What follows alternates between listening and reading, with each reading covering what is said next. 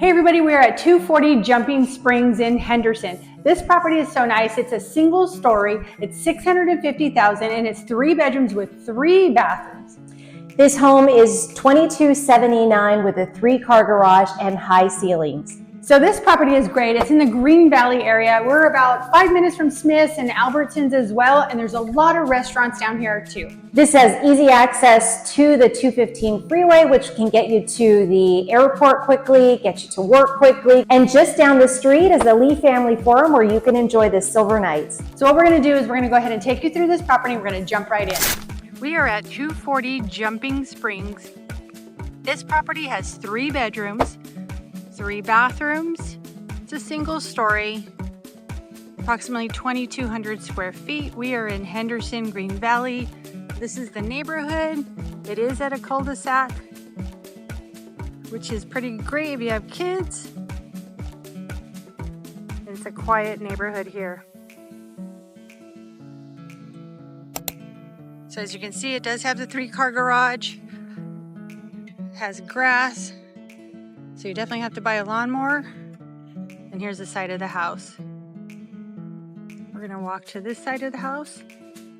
And there's more grass here, lovely tree. The landscaping is so nice here.